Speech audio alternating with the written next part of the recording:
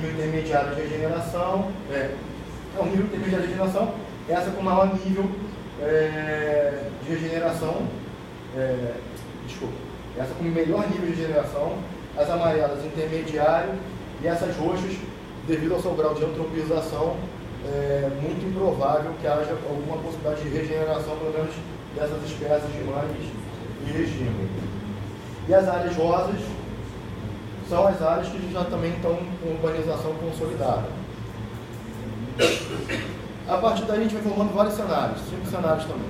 O primeiro, se a gente só fosse levar em consideração o que havia de previsão legal para a preservação de algum grau, a gente teria uma área de 259 hectares. Isso olhando só para a vegetação, por enquanto. A gente está olhando para outros fatores. Tá? Que é essa linha aqui. Isso não estaria e isso também não estaria.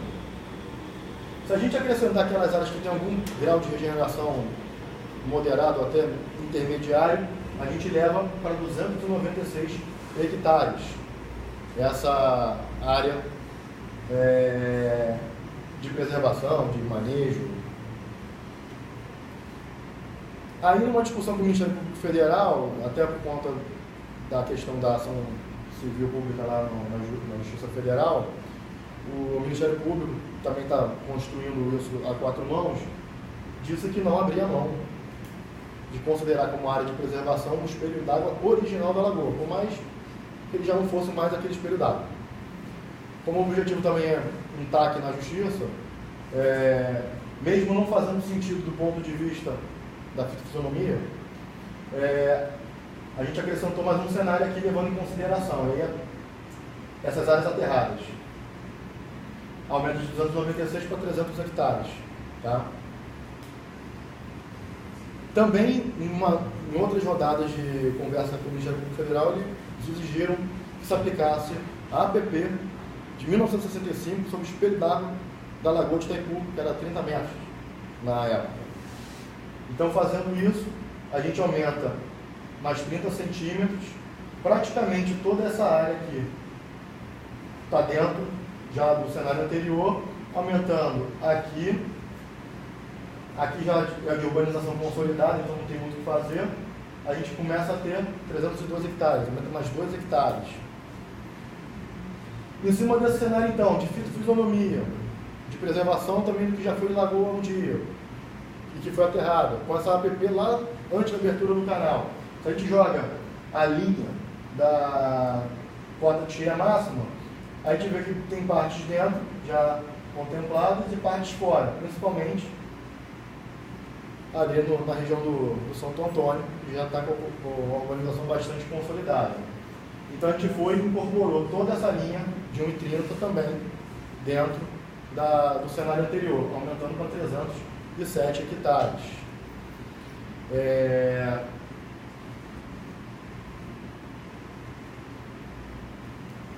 Essa é o que a gente pode considerar, baseado em estudos técnicos e provas científicas, a área da Lagoa de Itaipu e de todos os seus sistemas dependentes, ou seja, o seu entorno. A área do espelho d'água, 121 hectares, e o seu entorno totalizam 307 hectares. Esse estudo teve como objetivo identificar uma área para a criação de um parque municipal, tá certo? Essa linha de preservação abrange todos os ecossistemas preservados pela legislação, mangues, restingas, dunas, as áreas fortemente antropizadas, mas que podem ser objeto de regeneração mediante um manejo, né, por meio da erradicação das espécies invasoras agressivas. Uma coisa que eu não comentei, naquele mapa de fitofisionomia, o biólogo que fez ele bastante experiente, deixa eu só voltar aqui um minuto, desculpa que essa informação me lembrou um outro dado.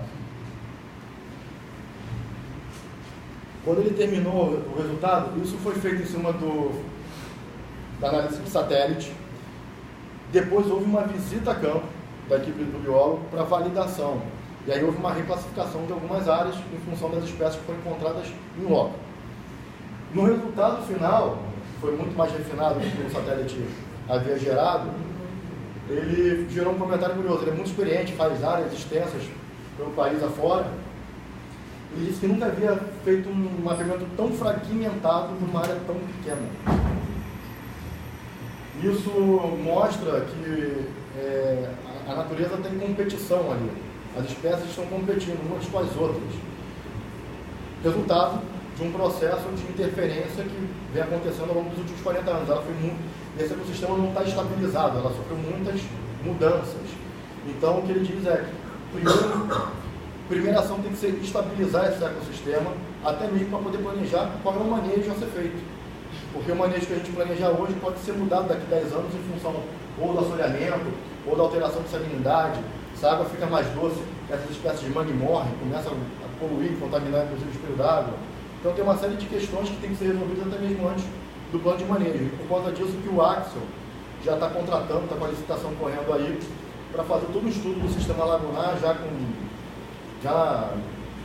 já mais apurado no sentido de vida marinha, de espécies e tudo mais, para ver o que tem que ser feito para estabilizar esse ecossistema lagunar. Mas aí voltando lá para a conclusão, estou acabando já, prometo.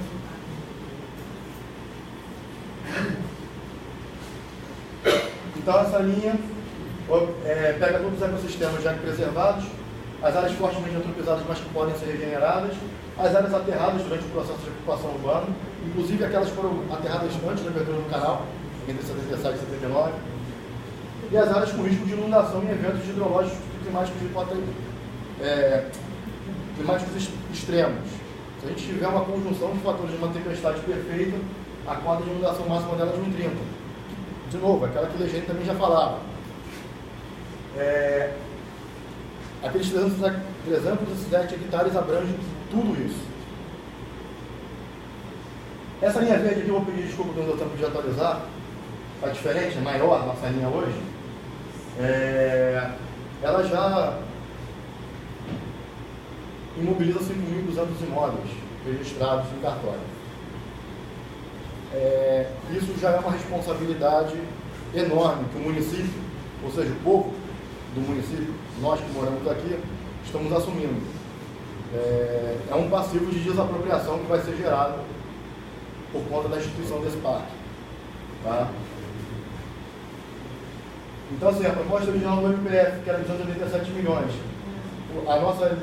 nosso estudo aponta para uma proposta de 3,7 hectares, né? 307 hectares, desculpa. Um aumento de 7% em relação ao que já havia sido proposto lá no Bojo da Ação, 20 campos de futebol a mais, em termos de preservação. Tem algumas recomendações aí que eu posso passar aqui adiante, mas assim, se a gente pegar essa linha de 307 hectares e ainda sobrepuser isso com a faixa marginal de proteção em vigor hoje do INEA, a gente eleva para 331 hectares a área de preservação no entorno da Lagoa de Itaipu. Tá? São 307 hectares do Parque Municipal, 300... Eu não lembro a área de FMP, mas são 20... Eu não botei aqui? Eu não salvei. 300. São 30 hectares, eu acho, né? Tem 30 hectares a mais. 35. Se a gente pegar a APP, a FMP, perdão, e considerar que o parque está acrescentando, ele preserva cerca de 20 hectares a mais do que a FMP está preservando hoje. Ou seja, esse mosaico de preservação chega a um total de 330 hectares de preservação. Tá aqui. São 24 hectares que a FMP preserva e que o parque não, mas são 10 hectares a mais que o parque preserva e que a FMP não. É a somatória dessas linhas, desse mosaico, desse compartilhamento de responsabilidades entre o município e o Estado, não só o município sozinho, que vai gerar toda a proteção do entorno da Lagoa de Itaipu.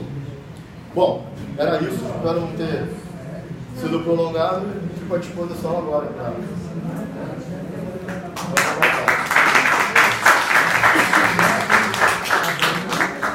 Bom, o Luciano que agora comandar um pouquinho as perguntas, mas ele não está podendo continuar aqui. Nossa, tá que eu tive um problema agora familiar, vou ter que correr para resolver. Queria pedir se o Paulo, que nós estávamos aqui,